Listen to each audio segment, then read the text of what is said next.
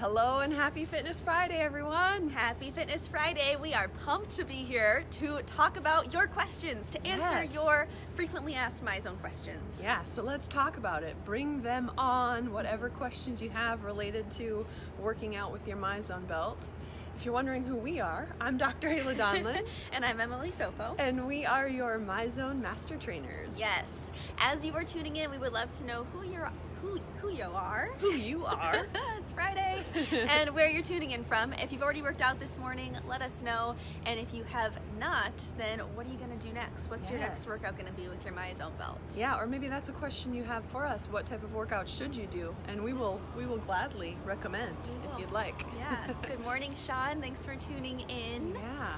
And as you're tuning in, we want to know what questions you have. We're not working out with you this morning. Today we're dedicating our entire broadcast to getting your questions answered. So that's what we want to do. Yeah. Sean from Cancun, thank you for joining us. That's awesome. Yeah. And Erica, hello. Hi, Erica.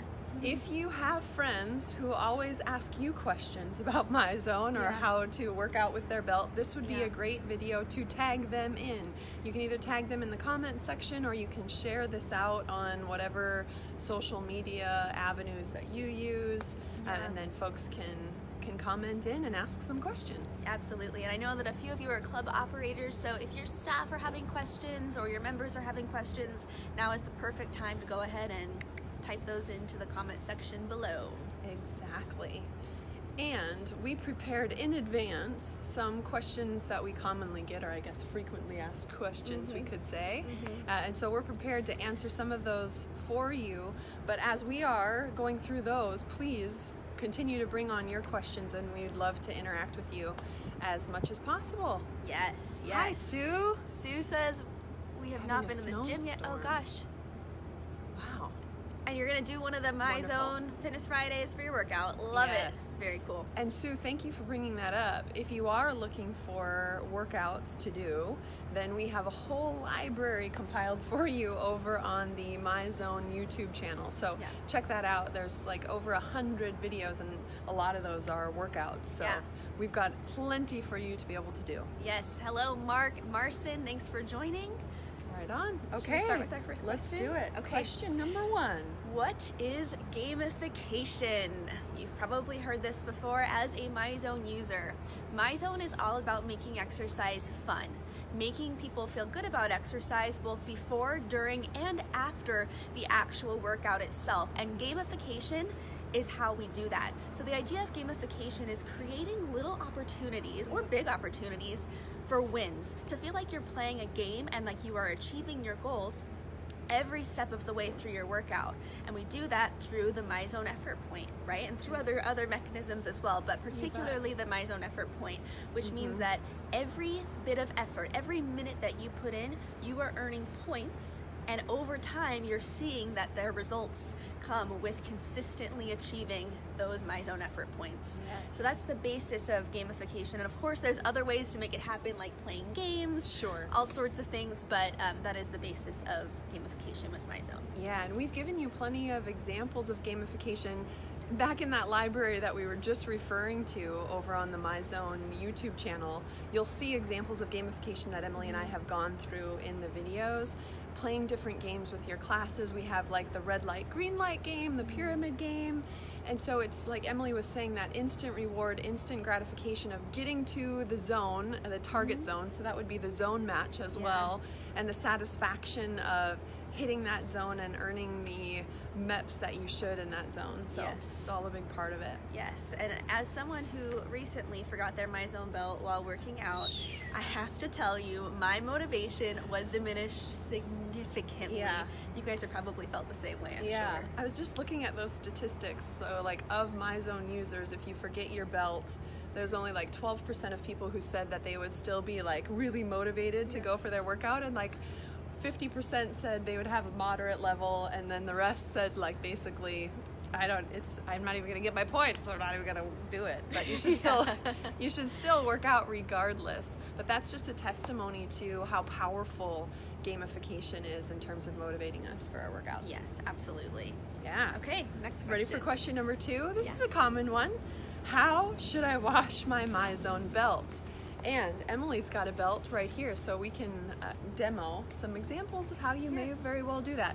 I'd say step number 1 is to separate the transmitter from the belt. Ta-da! You can just simply unclick it, and then you could wash your belt in a couple of different ways, but you can go ahead and throw it in the washer. Yep. Yes, just don't dry that. Just don't dry the electrodes, right? No, washing machine for the strap on cold, or you can hand wash it. Yep. If you do put it through the washing machine, delicate cycle is ideal, but do not put this puppy in the dryer. No, because there are electrodes in it and you would fry them. Yes. And then for the transmitter, you can simply wipe that down with some disinfectant or whatever preferred cleaning solution or disinfectant you have. Yeah, so that's this guy. This one does not go through any cycles of wash in the washing machine or the dryer as well. Nope, keep that one out of the washing machine. Yeah.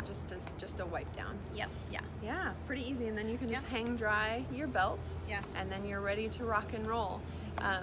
If you notice that you're having connectivity troubles in terms of when you're putting your belt on, if it's having a hard time activating, then one of the troubleshoots would be if your belt is relatively old, you can always replace the strap, and maybe a fresh set of electrodes is a good solution. Yeah. And then check the charge of your belt as well, because maybe you just need to simply charge the transmitter. Yeah, absolutely. Good one. Okay. Number 3, what zones should I work out in if my goal is fat loss? This is definitely a frequently asked question.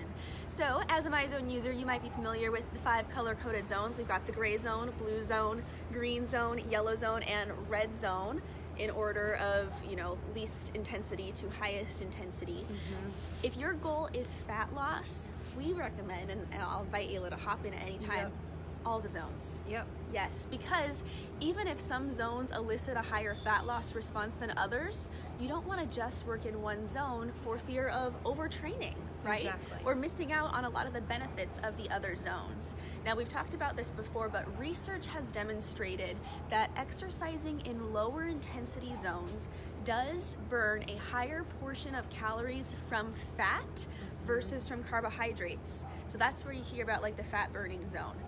But exercising at a higher intensity burns more calories overall, and thus more calories overall from fat because more calories are being burned overall. Right. So using all of the zones is going to be your best bet. Right, and you've heard us talk about before, another advantage of working out in the higher intensity zones like your yellow and your red would be the afterburn effect, or EPOC.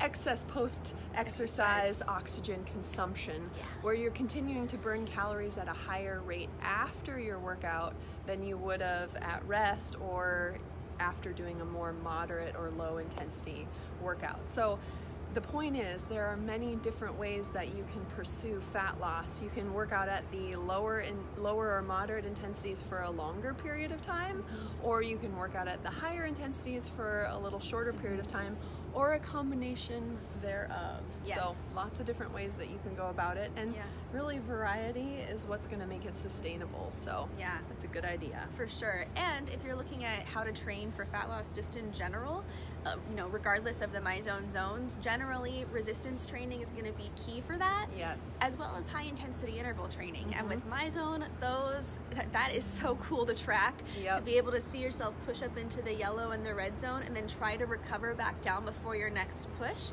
So Myzone is really, really helpful when you are trying to train for fat loss. Yes. Love it. On to the next question. And real quick, I think Chris mentioned that his belt drops from 100% to 75% just suddenly. Chris, it sounds like your belt might be having a connectivity issue, because that shouldn't happen. So in that case, I would recommend maybe trying your module on a different red strap from your facility or from a friend. See if that makes any difference, and if so, then it's just the strap.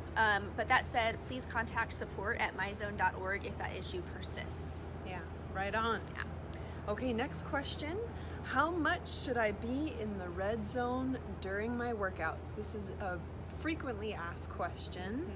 And the answer, folks, that you're going to hear us give a lot is it really depends entirely on your individual fitness goals, health and fitness goals, and on what particular type of workout you are doing. So the amount of time that you're going to spend in the red zone will really vary depending on your goals and the specific workout that you're doing. Emily and I were just talking before this broadcast, of all of the zones, the red zone should be the most challenging zone to sustain. So you should really feel like you're working if you are in the red zone for an extended period of time. Yeah. And our next question is kind of a perfect segue, or this is a perfect segue into our next question. But one thing to be thinking about with the red zone is, if you want to get into the red zone, typically you're going to want to be doing much more dynamic movements than you would in the lower intensity zone. So, you know, things like jogging, running, cycling, those are the types of things that where we see people tend to get into the red zone the most. Now, that being said, those are very dynamic. So if you're doing just like a light bicep curl and you're in the red zone, this next question is for you, which is, how do I know if my max heart rate is correct? That's a great question. When you register your Myzone belt, you put in your date of birth. And from there, Myzone will calculate your age and then spit that age into an algorithm that determines your estimated maximum heart rate.